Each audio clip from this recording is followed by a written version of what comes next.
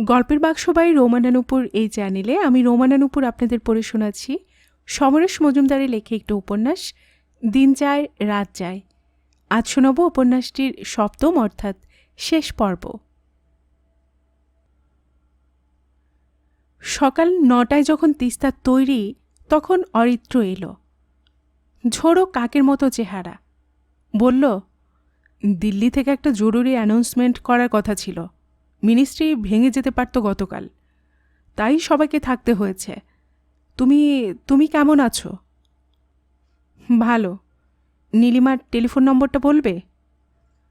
ওফ, এখনও ওই ভূত তোমার মাথা থেকে নামেনি? যায়নি, উল্টে গলার দিকে হাত বাড়িয়েছে। বিশ্বাস করো, কত বছর হয়ে গেল, এক্সচেঞ্জ নম্বরও বদলে গিয়েছে। আমার কিছুই মনে নেই। আগে 2-3 ছিল। এলাম। অরিত্র ওর দিকে তাকিয়ে আছে, কিন্তু কিছু বলছে না। তিস্তা কয়েক মুহূর্ত দাঁড়াল, তারপর আচমকাই ঘুরে হনহন করে হাঁটতে লাগল। অফিসে বসে টেলিফোন গাইড থেকে নাম্বারটা বের করল তিস্তা। তারপর একটু নার্ভাস হয়েই টেলিফোন করল। ওপাশে অপারেটর ধরতে সে নীলিমা সেনকে চাইল। মেয়েটি বলল, উনি আজ দেরিতে আসবেন, লাঞ্চের পর করুন। অস্বস্তি আরও বাড়ল। তিস্তার আর তর সইছিল না। সে তার কাজও ঠিকমতো করতে পারছিল না। লাঞ্চ হতেই টেলিফোনের কাছে চলে গেল সে। এবার অপারেটর লাইনটা দিল। হাত কাঁপছিল তিস্তার। সে কি নিজের পরিচয় দেবে? অরিত্র বলেছে তাকে অপমানিত হতে হবে, নাকি গলার স্বর গতকালের মতো হলে রিসিভার নামিয়ে রাখবে? হ্যালো, নীলিমা সেন বলছি।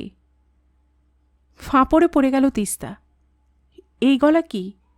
সে বুঝতে পারছিল না। হ্যালো। তিস্তার গলা থেকে শব্দ বের হয়ে এলো। হ্যালো। হ্যাঁ বলুন, কে বলছেন? আমি তিস্তা। একটু বিরক্ত করছি।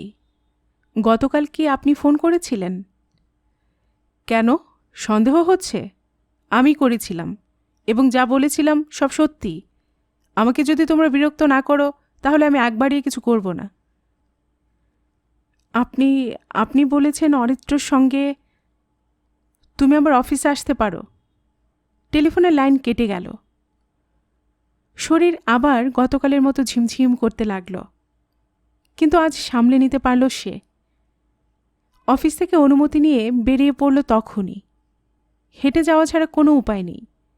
মিশন রোড এবং গণেশ অ্যাভিনিউর হকার ঠাসা ফুটপাত ধরে কিভাবে হেঁটেছিল রোদ মাথায় নিয়ে তা নিজেরই খেয়াল নেই। একটা পার্টিশন দেওয়া খুপড়িতে নীলিমার টেবিল।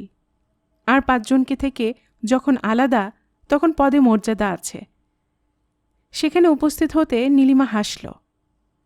তুমি তিস্তা, বসো। তুমি বলছি বলে কিছু মনে করো না। অরিত্রর প্রথম স্ত্রীকে অবাক হয়ে দেখছিল তিস্তা। 40-এর কাছেই বয়স, প্রচণ্ড প্রসাধন, জামা সংক্ষিপ্ততম। ভদ্রমহিলাকে ঈশ্বর যে তেমন সৌন্দর্য দেননি সেটা না মানতে চাওয়ার ঘোষণা চড়া গলায় করা হয়েছে। তিস্তা বসল। বলো, টেলিফোনে কি বলছিলে? 1 সেকেন্ড, চা খাবে? না। বেশ, হ্যাঁ। আপনাদের ডিভোর্স হয়নি? একদম না। আপনি সত্যি বলছেন? মিথ্যে বলার কোনো কারণ নেই। ডিভোর্স হলে অরিত্র কাগজ দেখাতে পারে। এটা তো জলের মতো পরিষ্কার। নীলিমা হাসল। আমি এখনও বিশ্বাস করতে পারছি না। গতকাল অরিত্রকে জিজ্ঞাসা করেছিলে? না। জিজ্ঞাসা করলেও জবাব পেতে না। যে জবাব দিতে ওর অসুবিধা হতো সেটাও দিত না, মুখ বুজে থাকত। অন্তত আমার সময় তাই দেখেছি। তিস্তা ভদ্রমহিলাকে দেখল। মানুষের কোনো কোনো স্বভাব আদৌ বদলায় না, এ কথাটা বলার প্রয়োজন মনে করল না। অরিত্র যে আবার বিয়ে করতে যাচ্ছে তা আপনি জানতেন? জেনেছিলাম। আশ্চর্য, জেনেও আপনি চুপ করেছিলেন। কি করতাম? যে লোক দুপুরবেলায় চুপি চুপি চোরের মতো সুটকেস গুছিয়ে বাড়ি থেকে বেরিয়ে যায় তাকে আমি কি বলতাম? দোহাই, এমন কাজ করো না। আপনার বিরুদ্ধে ওর কোনো মামলা শুরু হয়নি? না, সেটা করতে গেলে যে উৎসাহ থাকা দরকার তাও ওর ছিল না। বরাবর অন্যের উপর নির্ভর করেও চলেছে। যখন ওর চাকরি ছিল না তখন আমি ওকে চালিয়েছি। আমাকে ওর পছন্দ হতো না, সেটা ওর প্রবলেম। আপনাদের নাকি কোনো মিল হয়নি? না, সেই কারণে আমি ওর সন্তানের মা হতে চাইনি। আমাদের বিয়ে হয়েছে অনেক দিন, এতটা সময় চুপ করেছিলেন কেন? আগে আমি থানায় ডায়েরি করলে অরিত্রকে ধরে নিয়ে যেত, কেস হতো, জেলও হতো। তুমি নতুন করে জীবন শুরু করতে পারতে। এখন তোমাদের সন্তানের জন্য সেসব সম্ভব নয়। এটাই আমার জয়। আপনি কি চাইছেন? আনন্দ। মানে? প্রতি মুহূর্তে মনে হচ্ছে আমার উপর যে অন্যায় হয়েছিল এখন তার প্রতিশোধ নিতে পারি। নিচ্ছি না দয়া করে, এটাই আনন্দ। আমি আমি আপনার কোনো কথায় বিশ্বাস করতে পারছি না। ঠিক আছে, অরিত্রর মায়ের কাছে তুমি তো একবার গিয়েছিলে। হ্যাঁ। তিনি তোমাকে বরণ করে ঘরে তোলেননি কেন? পারিবারিক প্রবলেমের কথা বলেছিলেন। না, কারণ অরিত্র ছেড়ে চলে এলেও আমি এখন পর্যন্ত ওই বাড়িতে আছি। ওর দেখাশোনা আমি করছি। ছেলেকে তিনি যতই স্নেহ করুন, যা কিছু যত্ন আমার কাছে পাচ্ছেন। এ অবস্থায় তোমাকে ওই বাড়িতে যেতে বলেন কি করে? কি বলছেন আপনি? উনি সব জানতেন? না জানার তো কিছু নেই। দুহাতে মুখ ঢাকল তিস্তা। আমি বিশ্বাস করতে পারছি না, উনিও আমার সঙ্গে প্রতারণা করলেন। উনি স্নেহান্ধ মহিলা, আমার খাচ্ছেন, আমার পড়ছেন, আর প্রায়ই ছেলেকে দেখতে চাইছেন। আমি বলেছিলাম ছেলের কাছে যান, তা যাবেন না। আপনি সেই থেকে অরিত্রদের বাড়িতে আছেন? হ্যাঁ। অরিত্র আপনাকে ছেড়ে যাওয়ার পরেও থাকতে পারছেন? কেন পারবো না? সে যেতে পারে, কিন্তু আমার আইডেন্টিটি তো নষ্ট হয়নি। আমি অরিত্র সেনের আইনসম্মত স্ত্রী। ওর সব কিছুর ওপর আমার অধিকার আছে। আর বুড়িটাকে দেখার জন্য আমার থাকা দরকার ছিল। আমি অরিত্র সেনের আইনসম্মত স্ত্রী। 5টা শব্দ একটা বিশাল বর্ষার মতো বিদ্ধ করল তিস্তার হৃৎপিণ্ডকে। আমি কে? কেউ নয়। রক্ষিতা? বেআইনি বউ? অসম্ভব। তিস্তা উঠে দাঁড়াল। আমি নিজের চোখে দেখতে চাই। কি? ও, আমাদের বাড়ি? যাও, দেখবে আমার একটা লাল ম্যাক্সি ভেতরের বারান্দা শুকোচ্ছে। আমার একটা কথা ভাবতে অবাক লাগছে, বিয়ের আগে তুমি ওর কাছে ডিভোর্সের কাগজপত্র দেখতে চাওনি কেন? তিস্তা দাঁড়ালো না। প্রশ্নটার জবাব দেবার প্রয়োজন বোধ করল না। নিচে নেমেই সে ট্যাক্সি নিল। সে সত্যিটা নিজের চোখে দেখতে চায় আজ। কেন দেখতে চায়নি সেদিন কাগজপত্র? অরিত্রও চায়নি তার কাছে সুমিতের সঙ্গে বিচ্ছেদের প্রমাণপত্র দেখতে। কে চায়? বিশ্বাসটাকে প্রথম দিনেই মেরে ফেলে যন্ত্রের জীবন কাটাতে পারে কজন?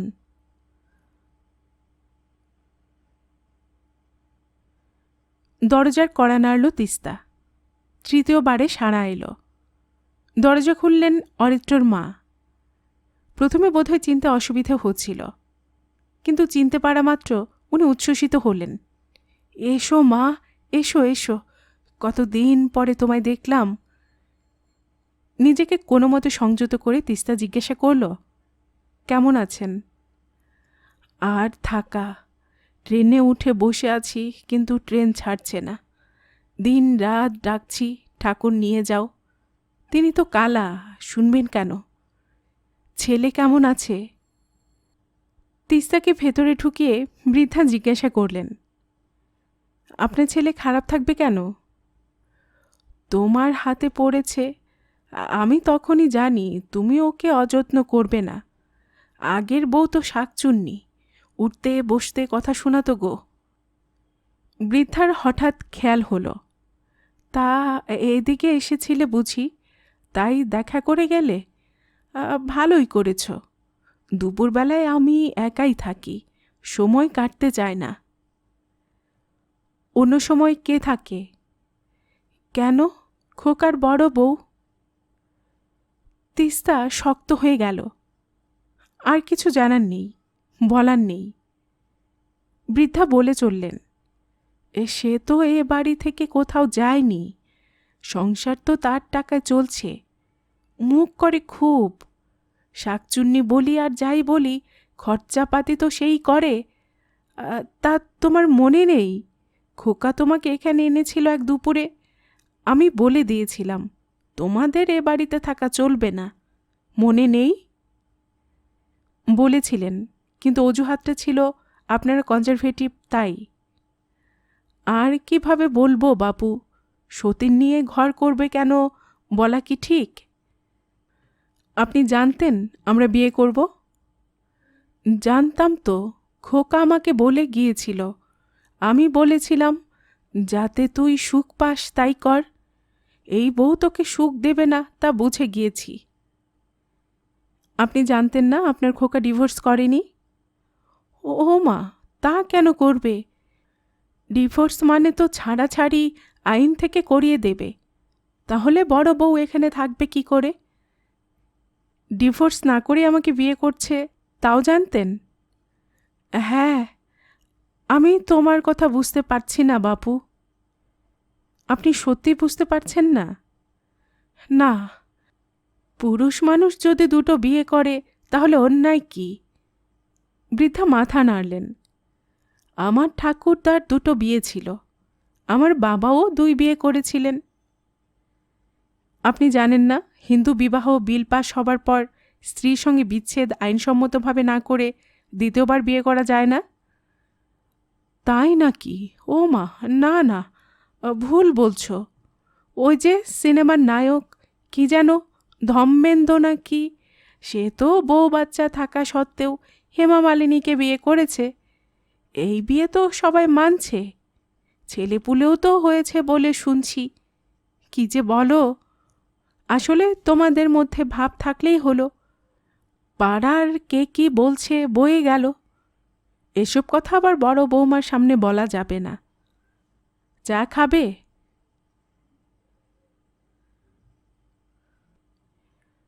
নোনা চন্দনপুকুরে আজকাল সন্ধে থেকেই ঝুপ করে রাত নেমে যায় না। কোথাও কোথাও নিত্য মাইক বাজে, আর তার সুর কানের পর্দায় ক্রমাগত আঘাত করে যায়।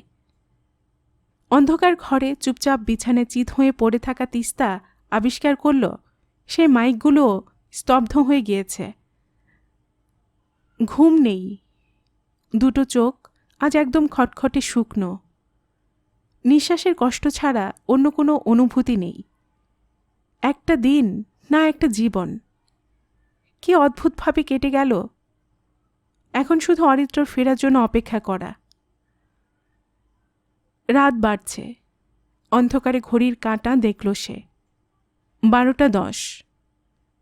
খুটখাট শব্দ এলো কানে, তালা খোলা হচ্ছে। এটা কোনো চোর করতে পারে, করুক। তিস্তা একটুও নড়ল না। আলো জ্বলল বসার ঘরে। এ ঘরে পায়ের শব্দ। একটু থমকালো, তারপর নীল আলোটা জ্বলে উঠল। তিস্তা মুখ ফেরাল। অরিত্র অবাক হল, তাকে খুব বিধ্বস্ত দেখাচ্ছিল। ঘুমোওনি? তোমার সঙ্গে কথা বলবো অরিত্র। হ্যাঁ বলো। অরিত্র এক পায়ে এগোতে গিয়েই থমকে দাঁড়াল। তুমি নীলিমাকে ডিভোর্স করেছিলে? নিঃশ্বাস ফেলল অরিত্র, তারপর হেরে যাওয়া গলায় বলল, পারিনি। পারোনি?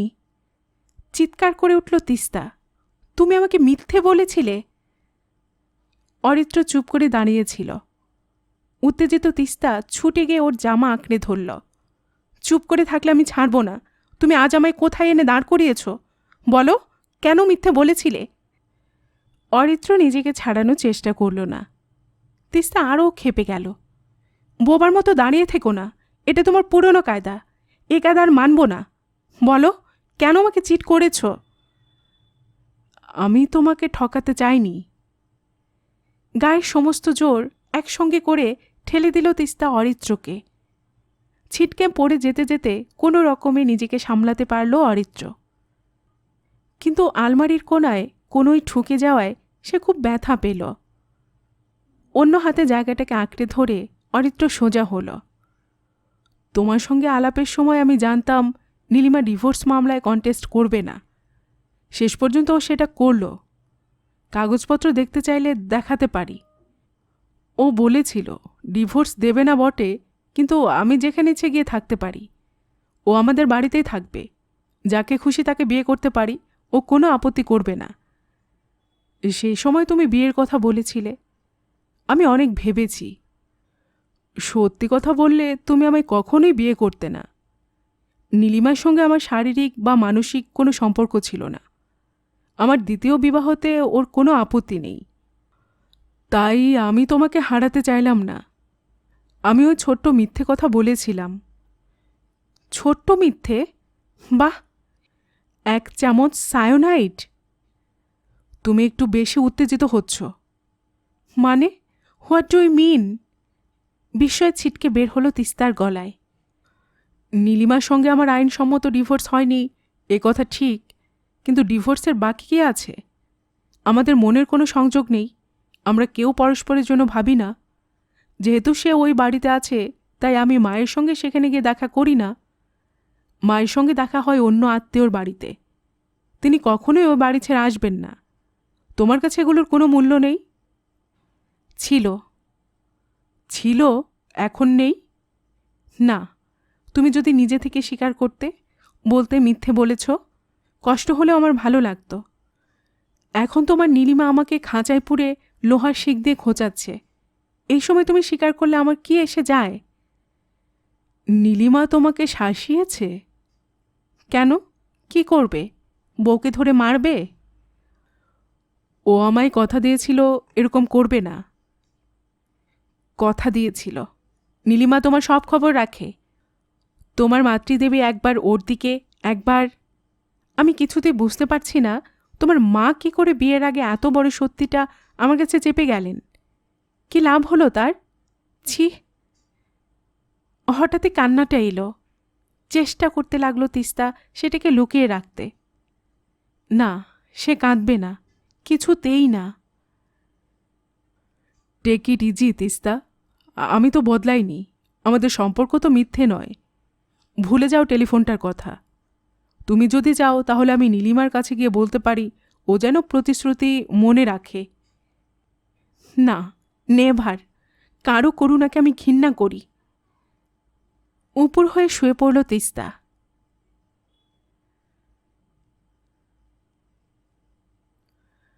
বুকের ভেতর লক্ষ চিতা শব্দ করে পুড়ে যাচ্ছে। পৃথিবীর কোথাও বিশ্বাসের জমি নেই। একা ভাবতে ভাবতে ক্রমশ পাগলের মতো মনে হচ্ছে নিজেকে। দাঁড়াতে গেলেই মাথা ঘুরে যাচ্ছিল। নিঃশ্বাস ভারী, যেন একটা লোহার বল গলার নিচে ঝুলছে। সকালে বাথরুম থেকে ঘুরে এসে তিস্তা আবার বিছানায় পড়েছিল। তার মাথা যেন কাজ করছিল না। আজ অরিত্র তাড়াতাড়ি উঠেছে। হয়তো ঘুমায়নি রাত্রে, কিন্তু সকাল হতেই সে কোনো রকমে চা তৈরি করে তিস্তার জন্য 1 কাপ এনেছে। তিস্তা তাকিয়ে দেখেছে, কিন্তু স্পর্শ করেনি। আজ অফিসে যাওয়ার প্রশ্নই নেই। দুটো মানুষ দুঘরে চুপচাপ বসেছিল। এই সময় তিস্তার বাবা হঠাৎ এলেন। আজকাল বয়সের কারণে খুব কম বের হন ভদ্রলোক। নাতনির জন্য যা কিছু ছোটাছুটি। অরিত্র দরজা খুলে দিয়েছিল।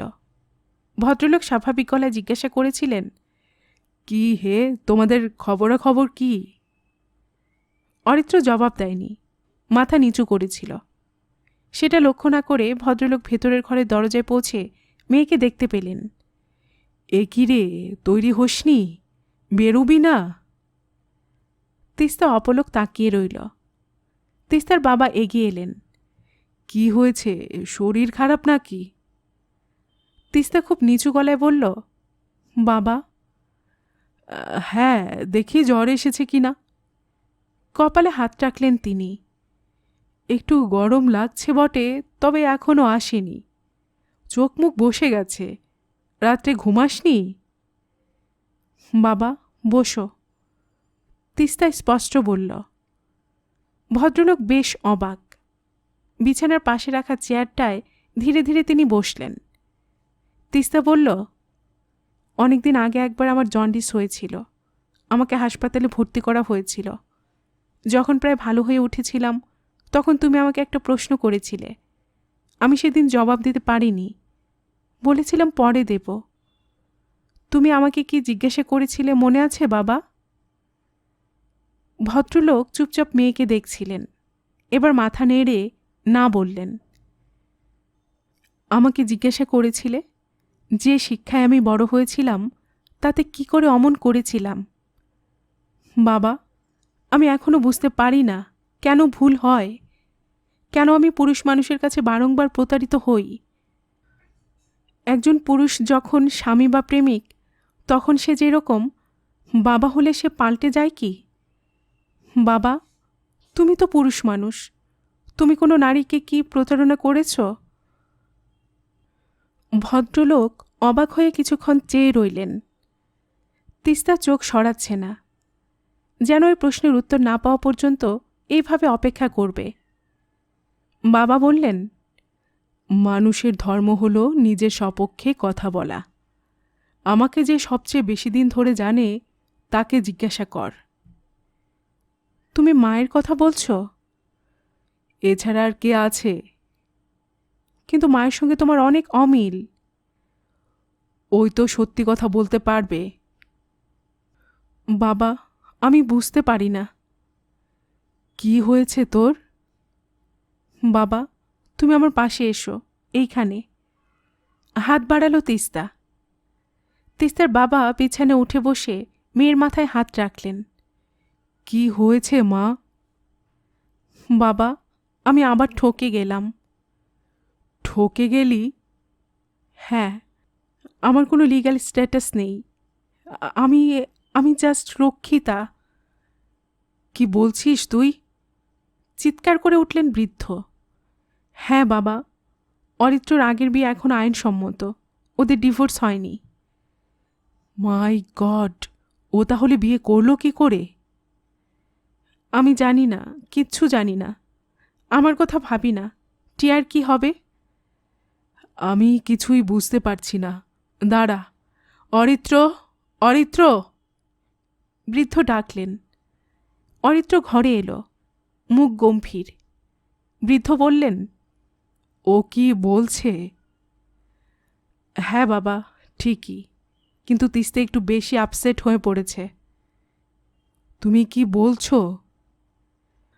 আসলে আমি সত্যি কথাটা বলতে পারিনি, কারণ ওকে হারাতে চাইনি। সেদিন ওকে যেমন ভালোবাসতাম আজও তেমনই ভালোবাসি। আমার আগের বিয়ে বাতিল হলো কি হলো না তাতে কি যায় আসে। স্বামী হিসেবে আমি তিস্তার পাশে আছি আন্তরিকভাবে। আর আর রিস্ক তো আমারই বেশি। মানে? আমার বিরুদ্ধে নালিশ পেলে পুলিশ আমাকে অ্যারেস্ট করবে, এটা আমার অজানা ছিল না। তবু কেন এমন ঝুঁকি নিয়েছিলাম তা তিস্তাকে ভাবতে বলছি। তোমার লোভের জন্য মিথ্যে বলেছ তুমি। সেদিন ভেবেছিলে নীলিমা কথা রাখবে, কখনো বিরক্ত করবে না, তুমি গায়ে হাওয়া লাগাতে পারবে। হ্যাঁ, এখন এমন ব্যাখ্যা করা যায়। তিস্তার বাবা মাথা নাড়লেন। কি অন্যায় করেছ ভাবো। এই বিয়ে যদি আইনের স্বীকৃতি না পায় তো টিয়ার কি হবে? আমি বুঝতে পারছি না। আমি মরে যাইনি, টিয়ার সঙ্গে আছি এবং থাকব। ওর বাবা বেঁচে থাকতে কেন আপনারা এসব ভাবছেন? অরিত্র গলা তুলল। বাবা ঠিকই বলেছেন, নীলিমাকে ডিভোর্স না করলে আমি আর তোমার সঙ্গে এক বাড়িতে থাকতে পারবো না। নীলিমা সেটা দিতে রাজি হয়নি। আমি জানি না, যেমন করে হোক রাজি করাও। তারপর আমরা আবার বিয়ে করতে পারি টিয়ার জন্য। যদি তোমার পরিকল্পনা মতো সব ঠিকঠাক করতেও পারি, তবু তাতে একটা অসঙ্গতি থেকে যাচ্ছে না কি? তিস্তার বাবা বললেন, তিস্তা তো ঠিকই বলছে। না, ঠিক বলছে না। আমাদের বিয়ের সময় টিয়ার বয়স কত হবে? তিস্তা মাথা চাপড়াল। উফ ভগবান! অরিত্র বলল, তাছাড়া ডিভোর্স পেতে সময় লাগবে, নীলিমা কন্টেস্ট না করলেও। যেমন ছিল তেমন থাকলেই। না, তিস্তা চেঁচিয়ে উঠল, তেমন থাকবে না। আমি তোমার রক্ষিতা নই অরিত্র। বাবা, তুমি একজন লয়ারের খবর নাও, আমি দেখা করব। বাবা উঠে দাঁড়ালেন। তোর কি পুলিশের কাছে যাওয়ার ইচ্ছে আছে? লয়ার যা বলবেন। তুই কি আমার সঙ্গে যাবি? এখন না। কেন? টিয়ার দিকে তাকাতে পারবো না। তুই বিকেল 4টের সময় বারাকপুর স্টেশনে আয়, আমি দেখছি। বৃদ্ধ বাইরে যাওয়ার জন্য পা বাড়াতেই অরিত্র তার সামনে গিয়ে দাঁড়াল। বাহ, আপনি মেয়েকে শেষ পর্যন্ত এই বোঝালেন। বৃদ্ধ সোজা হয়ে দাঁড়ালেন। দেখো অরিত্র, আমি পুরনো দিনের মানুষ, কিন্তু আমি বিশ্বাস করি না কোনো মেয়ে কোনো ছেলের থেকে একটু কম। আমার মেয়েকে যেভাবে বড় করেছিলাম তাতেও সে দুবার ভুল করল। তুমি ওকে প্রতারণা করে যে অবস্থায় নিয়ে গিয়েছ তাতে এখন আর কিছু বলার মুখ নেই। তিস্তার উচিত থানায় গিয়ে তোমার নামে ডায়েরি করা, কিন্তু টিয়ার কথা ভাবতে হচ্ছে আমাদের। অরিত্র বলল, আমি সব বুঝতে পারছি, কিন্তু আপনারা আমাকে সময় দেবেন না। সময় কেন? আমি এখন অনেক বছর নীলিমার সঙ্গে থাকি না, এটি ডিভোর্স পেতে আমাকে সাহায্য করবে। আমাকে এটা করতে দিন। আশ্চর্য, তোমার প্রথম স্ত্রী সেটা তো দিতে চান না, আজ চাইবেন কেন? সেটা আমার উপর ছেড়ে দিন। ঠিক আছে, তুমি তোমার মতো দেখো, তাড়াহুড়ো করে কোনো লাভ নেই। তবে তিস্তারও জানা দরকার সে কোথায় দাঁড়িয়ে আছে। বৃদ্ধ মেয়ের দিকে ঘুরে দাঁড়ালেন। আমি তোর জন্য বারাকপুর স্টেশনে অপেক্ষা করব মা। অরিত্রকে দরজা অবধি এগিয়ে দিয়ে এসে বলল, ভদ্রলোককে এসব কথা না বললেই চলতো না, এটা তোমার আমার ব্যাপার। তিস্তা বলল, আমাকে বিরক্ত করো না। বাড়িতে রান্না হবে না? তিস্তা জবাব দিল না। অরিত্র চেষ্টা করল কাজের মেয়েটিকে দিয়ে কিছু খাবার তৈরি করিয়ে নিতে। তারপর রোজকার মতো সে ঠিকঠাক অফিসে বেরিয়ে গেল। এত বড় একটা ঝড় বয়ে গেল, অথচ ওর জীবনযাপনে কোনো পরিবর্তন নেই। তিস্তার মনে হচ্ছিল সে যে কত বড় বোকা তা অরিত্র তাকে বুঝিয়ে দিচ্ছে। গতকাল সকালেও অরিত্র ছিল তার স্বামী, এই মুহূর্তে আর সেই সম্পর্কটাকে মানতে পারছে না। কেন? শুধু বিয়েটা বাতিল হয়ে গেল বলে? না, নীলিমার দর্পভরা কথাগুলোর জন্য। ওর করুণায় তাকে থাকতে হবে এখন থেকে। কি করতে পারে নীলিমা? 5 জনকে বিজ্ঞাপন দিয়ে বলবে তাদের বিয়ে অবৈধ? বলুক, বিয়ের সার্টিফিকেটটা তো ছিঁড়ে ফেলতে পারবে না। ওই মুহূর্তে যেটা সত্যিভাবে গ্রহণ করেছিল সেটা তো সারা জীবনের সত্যি। বারাকপুর স্টেশনের প্ল্যাটফর্মে দাঁড়িয়ে বাবা জিজ্ঞাসা করেছিলেন, তুই যেতে পারবি তো? শরীর কেমন লাগছে? ঠিক আছি, গম্ভীর গলায় জবাব দিয়েছিল সে। আর তার ঠিক 1 ঘন্টা বাদে দমদমের এক লয়ারের চেম্বারে বসে তিস্তা চোখ বন্ধ করল স্বস্তিতে। সত্যব্রতবাবু বলছিলেন, এখন আইন পাল্টে গেছে, আপনার মেয়ে আর কোনো অবস্থাতেই জারজ সন্তান নয়। নার্সিংহোমের সার্টিফিকেটে তার বাবার নাম আছে, এই নামটা আপনাদের ম্যারেজ সার্টিফিকেটেও পাওয়া যাবে। সুতরাং ওর জন্ম আইনসম্মত। যদি বিয়েটা নাও হতো তবু পিতৃত্ব প্রমাণ করতে পারলে আজকাল যে কোনো সন্তান লিগ্যাল রাইট পেতে বাধ্য। মিসেস সেন, আপনার মেয়ে অবৈধ সন্তান নয়। তিস্তার বাবা বললেন, অনেক উপকার করলেন কথাটা বলে, কিন্তু আমার মেয়ের কি হবে? সত্যব্রত বাবু বললেন, 3টে পথ আছে। এক, আপনি পুলিশকে জানাতে পারেন। প্রবঞ্চনা ও দ্বিতীয় অবৈধ বিয়ের জন্য ওর জেল হতে পারে, কিন্তু তাতে কিছু লাভ হচ্ছে না। দ্বিতীয় পথটা হলো মিস্টার সেন তার আগের স্ত্রীকে যে কোনোভাবে ডিভোর্স করুন। এটা উনি পারবেন না, করতে গেলে তাকে জেলে যেতে হবে। তৃতীয় পথটাই সহজ, আপনারা স্বামী স্ত্রী একসঙ্গে কোর্টের কাছে আবেদন করুন বিবাহ বিচ্ছেদের। যৌথ আবেদন করলে ওই বিয়ে বাতিল হতে পারে। তারপর মিস্টার সেন আগের স্ত্রীর বিরুদ্ধে ডিভোর্সের মামলা আনুন, তখন তিনি মুক্ত। তার বিরুদ্ধে আর কেস টিকবে না।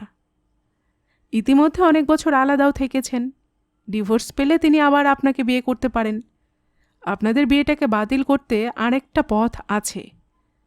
সাধারণত সই করা বিয়েতে সবসময় প্রত্যেকটা নিয়ম ঠিকঠাক মানা হয় না। নোটিসের সময় কম থাকে বেশিরভাগ ক্ষেত্রেই। সেরকম একটা কারণ দেখিয়ে বিয়েটা বাতিল করলে মিস্টার সেনের প্রথম স্ত্রী কোনো অভিযোগই আনতে পারবেন না। তবে এসব করার আগে একটা দলিলে ভদ্রলোককে সই করতে হবে। তিনি এখনই লিখিতভাবে নিজের মেয়ের নামে তার যাবতীয় সম্পত্তির অর্ধেক লিখে দেবেন। উনি রাজি হবেন? তিস্তার বাবা বললেন, মনে হয় আপত্তি করবেন না। তাহলে আমি কাগজপত্র তৈরি করে রাখব। আপনি 3 দিন পরে ওকে এখানে নিয়ে এসে সই সাবুত করে যাবেন। তিস্তা জিজ্ঞাসা করল, আমরা আলাদা থাকতে পারি? অবশ্যই, মিউচুয়াল হলেও আপনার আলাদা থাকা দরকার। আমার কোনো স্বীকৃতি নেই না? কে বলেছে নেই? বিয়ের সার্টিফিকেট আপনার কাছে আছে। ওই বিয়ে আইনসঙ্গত বলেই আপনি জানেন। ডিভোর্সটা হবে, সেটাও আপনার স্বীকৃতি। আর কি চাই? ফিরে আসার সময় তিস্তার বাবা বললেন, তাহলে শ্যামনগরে চল। আজ নয়। কেন? আজ ওর সঙ্গে কথা বলবো। বৃদ্ধ আর কথা বাড়াননি।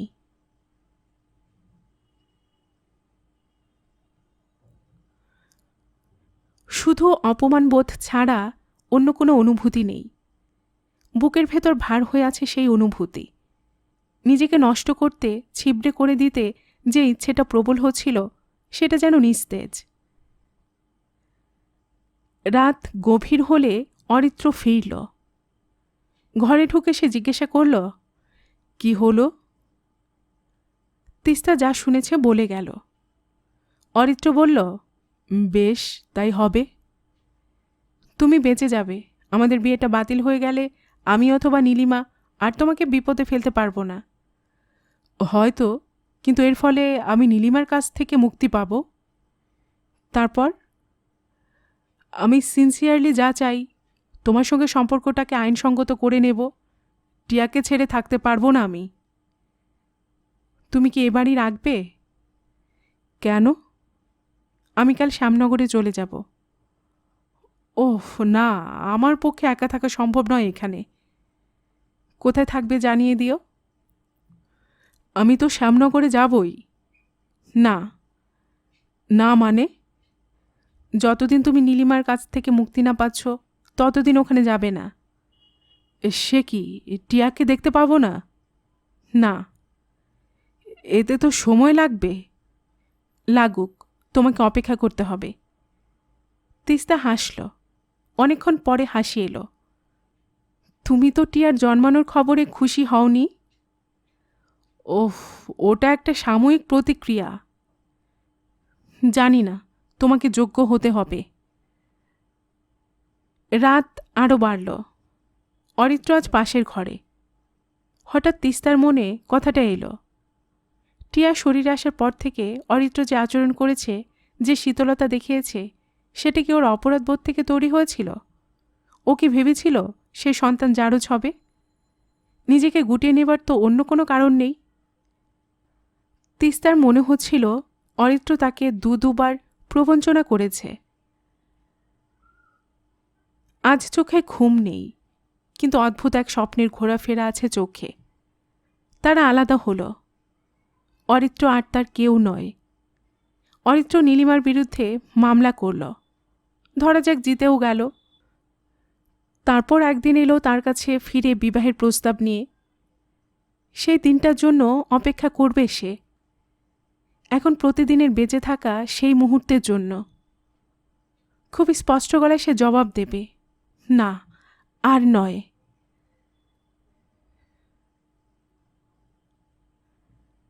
সারা শরীরে না শব্দটিকে নীরবে বহন করতে লাগলো তিস্তা।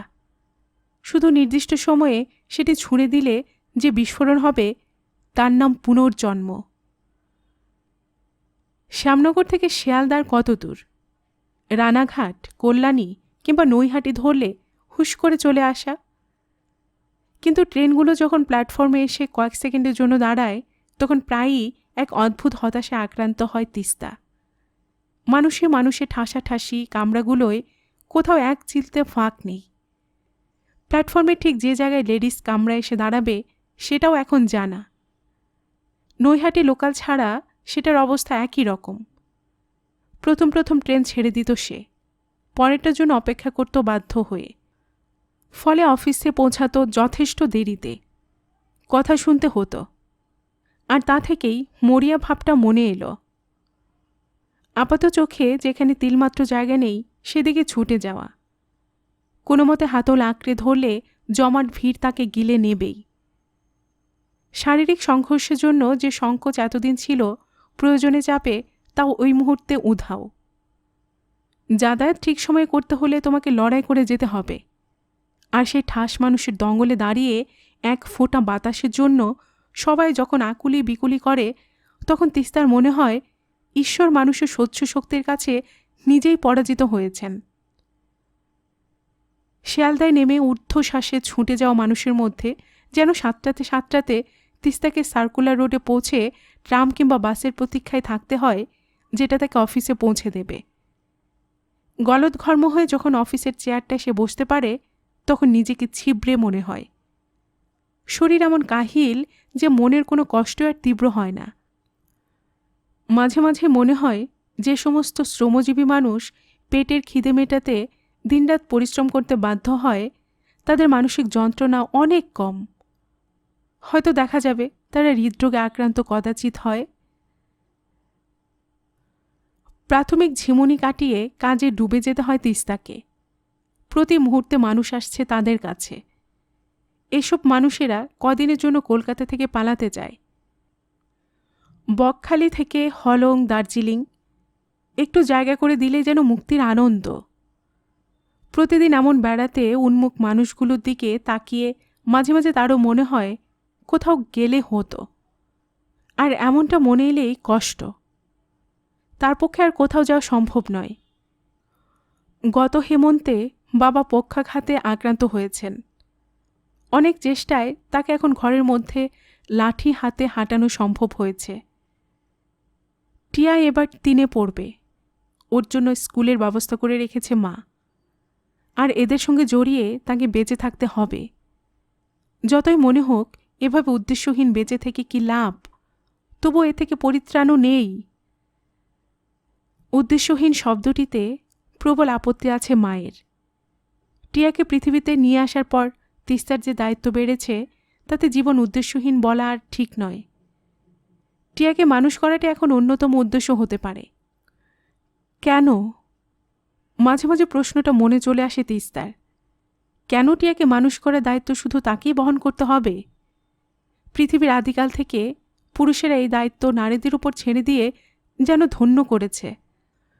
মা এবং সন্তান নামক সম্পর্কটিকে আরও সেন্টিমেন্টাল করে সেই দায়িত্ববোধকে গভীরতর হতে সাহায্য করেছে। এসবই পুরুষেরা করেছে দায়িত্ব থেকে অব্যাহতি পাওয়ার জন্য। টিয়ার দিকে তাকালে মাঝে মাঝেই একটা অস্বস্তি হয় তার। বড় হয়ে এই মেয়েও তার সঙ্গে ওর বাবার মতো মিথ্যাচার করবে না তো? হামাগুড়ি টলটলে পায়ে হাঁটার পর্বগুলো পেরিয়ে এসেছে টিয়া। তার দিমা তাকে বুঝিয়েছে বাবা অনেক দূর দেশে গিয়েছে। ওইটুকুনি মেয়ে বাবার ছবি দেখে আজকাল গাল ফোলায়। অভিমান মেয়েরা জন্মমাত্র আয়ত্ত করে ফেলে বোধহয়। অরিত্র এই সময়ে বেশ কয়েকবার টেলিফোন করেছে তিস্তাকে। টিয়ার খবর জানতে চেয়েছে। তিস্তা একেবারে নিষ্পৃহ গলায় যতটুকু বলার ততটুকু বলেছে। অরিত্র শ্যামনগরে যেতে চাইলে সে স্পষ্ট নিষেধ করেছে। মেয়েকে দেখার জন্য অরিত্র যতই ছটফট করুক, তিস্তা এখন অনুমতি দিতে পারে না। তিস্তার বাবার শরীরের অবস্থার জন্য দায়ী যে তাকে ওই বাড়িতে সে ঢুকতে দেবে কেমন করে? তাছাড়া যতক্ষণ অরিত্র নীলিমার কাছ থেকে ডিভোর্স না পাচ্ছে, ততক্ষণ টিয়ার সঙ্গে দেখা করার কোনো অধিকার পাবে না। এসব চাপ নিয়ে বেঁচে থাকা। অরিত্র এখন কোথায় থাকে সে খবরও তার জানা নেই। নীলিমা তাকে ডিভোর্স দিতে সম্মত হয়েছে এমন একটা কথা একবার ফোনে বলেছিল। খবরটা সত্যি কিনা তাও জানা নেই। আজকাল কোনো কিছুকেই সহজভাবে নিতে অস্বস্তি হয়। অরিত্র বলেছে নীলিমা ডিভোর্স দিতে পারে যদি সে একটা বড় অঙ্কের টাকা ক্ষতিপূরণ হিসেবে দেয়। টাকাটা জোগাড় করতে হিমশিম খেয়ে যাচ্ছে অরিত্র, কিন্তু যে করে হোক জোগাড় সে করবেই। কতদিনে করবে, কিভাবে করবে তা জানতে চায়নি তিস্তা। হয়তো এ জীবনে নয়, হয়তো ওই মুক্তিপ্রাপ্ত জীবন অরিত্র নষ্ট করবে না। এখন তো আর জেলে যাওয়ার ভয় নেই। মুক্ত তো তিস্তাও, সমস্ত বন্ধন থেকে মুক্ত। 18 বছরে যে প্রেমের আবেগ তাকে দিশেহারা করেছিল, জীবন তার অন্য চেহারা দিল। এখন পেছন দিকে তাকালে শুধুই হতাশা, নিঃশ্বাস ভারী হয়ে আসা। জীবনের শুরুতে যেসব স্বপ্ন চোখে থাকে, যে পদ্ধতিতে নিজেকে গড়ে তোলার সময় ভবিষ্যতের ছবি চোখে আঁকা হয়, তার সঙ্গে যাপিত হওয়া জীবনের কোনো মিল নেই।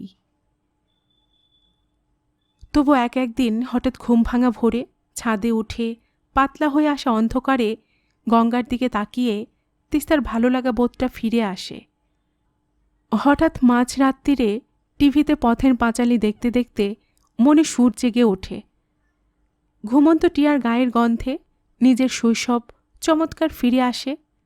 আর তখনই মনে হয় আগামীকালের জন্য আজ বেঁচে থাকতে হবে। নিজেকে খুব ভালোবাসতে ইচ্ছে করে তখন। গল্পের বাক্সবাই রোমানা নুপুর এই চ্যানেলে এতক্ষণ আপনাদের পড়ে শোনাচ্ছিলাম সমরেশ মজুমদারের লেখে একটি উপন্যাস দিন যায় রাত যায় এর 7ম অর্থাৎ শেষ পর্ব। আর এতক্ষণ গল্প পাঠে আমি আপনাদের সাথে ছিলাম রোমানা নুপুর। আপনারা যারা এই চ্যানেলের গল্প নতুন শুনছেন, আপনাদের সুবিধার্থে একটি বিনীত অনুরোধ, যদি আপনারা আরও এমন গল্প উপন্যাস শুনতে চান তবে নিচে লাল সাবস্ক্রাইব বাটনে একটি ক্লিক করে রাখুন ও একটি লাইক করে রাখুন। এতে এই চ্যানেলের ভিডিওগুলি খুঁজে পেতে আপনাদের সুবিধা হবে। আর পাশে থাকা ঘন্টা বাটনটিও চেপে রাখুন, যাতে নতুন কোনো গল্প দেওয়ার সাথে সাথেই আপনাদের কাছে নোটিফিকেশন চলে যায়। সবসময় সবাই খুব ভালো থাকুন, সুস্থ থাকুন ও আনন্দে থাকুন, এই প্রার্থনা রইল।